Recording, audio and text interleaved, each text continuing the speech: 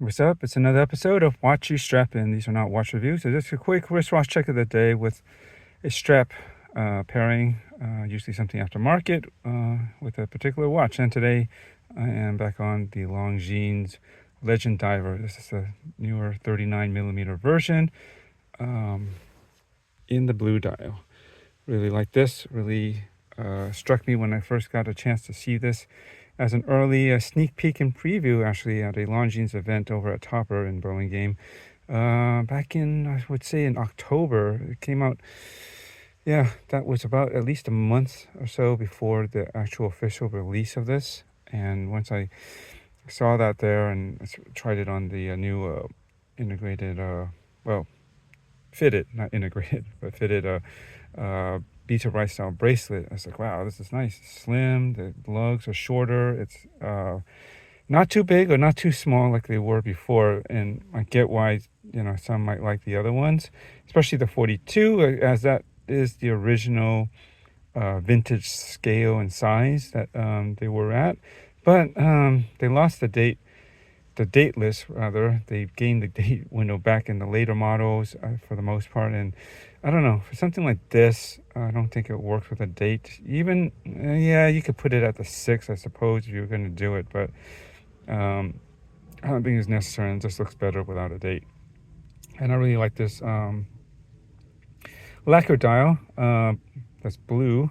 It's a nice blue tone. It's got a hint of gray in it, which kind of leaves me, it's kind of muted in that sense. It almost looks like a dark blue gray in some lighting, and which, get that little dust off of there, which also just leads me to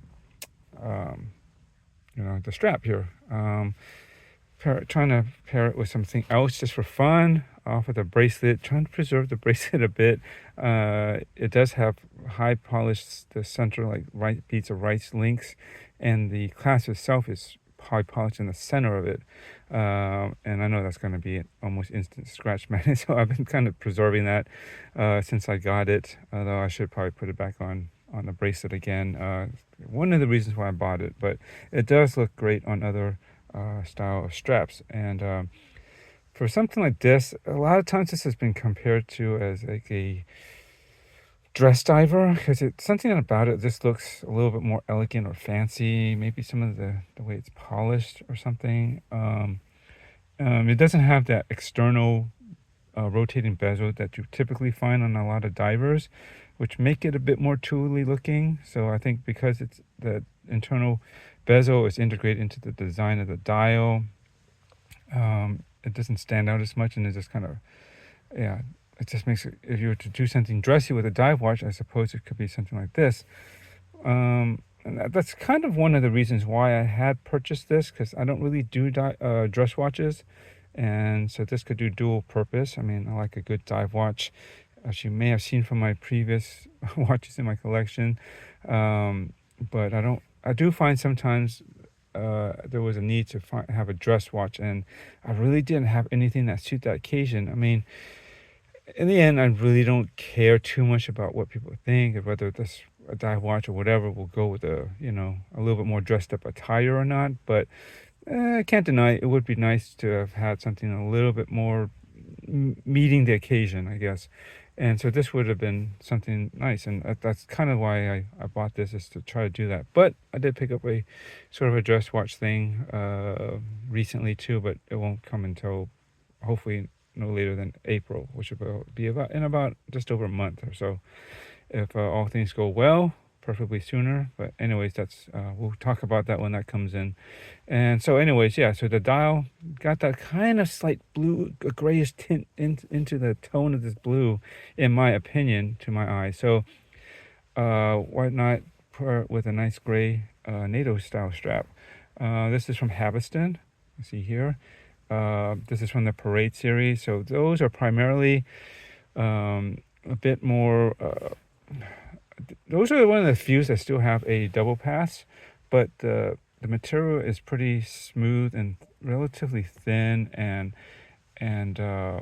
it's a seatbelt style of the weave, the material. It's got that really smooth satin kind of finish. So I think that type of strap, that kind of NATO strap, is very appropriate for this watch because it's got that dressy NATO, having that kind of satin look and a little bit more slicker premium feel. It seems really fitting for this watch, and because the watch has a little bit of gray in the blue, in my opinion, I think it kind of tight, doesn't look too off. And I really a gray strap, a NATO, can just basically work on anything anyways, but I think gray and blue in general is usually a pretty nice pairing as well. I always think of that color combination as very business-like. Like I'm thinking of navy, dress suits with like a gray pinstripe or something like that along those lines, or vice versa, or just even a gray suit or a navy suit, besides their traditional black, of course, or even a brown. Those are very business-like, I would say.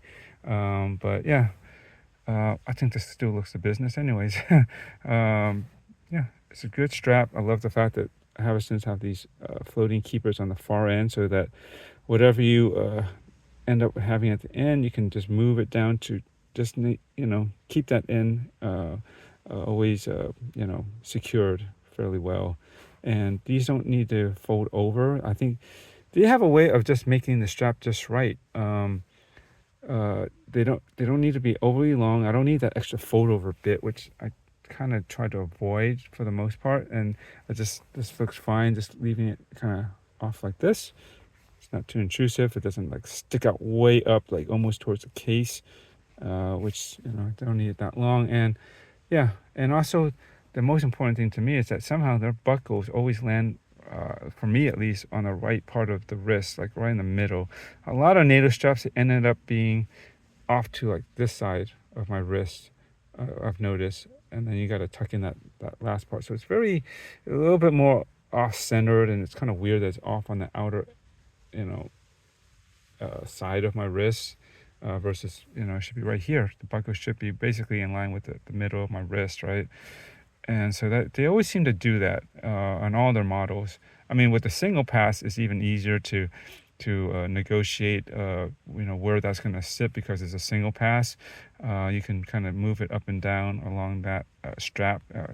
But when you have a double, it's more traditional, I guess, with a double pass, double layer, where it has to fit between this hardware and the one over here. At least, well, not that hardware, but where it's stitched in. It has to fit pretty limited range of location. Then the buckle can only go so, you can't really move that location too much. So yeah, they found a good way to put it in the right spot, which I appreciate. And they're not that expensive. I think they're fairly priced at around $28 US dollars roughly. And good quality. They seem to last well, and I like their, being a person of that has like interest in military history and gear and all sorts of stuff. Actually, I like the fact that they draw a lot of their inspirations for their designs and their colors from military and a lot of vintage military subjects. And I guess that's it. I think this looks sharp. It's very comfortable, and yeah, this pretty cool. I guess let me know what you think. And what have you paired your Longines with, if you have one? Out of curiosity, do share them. So thanks for watching, and enjoy your watches.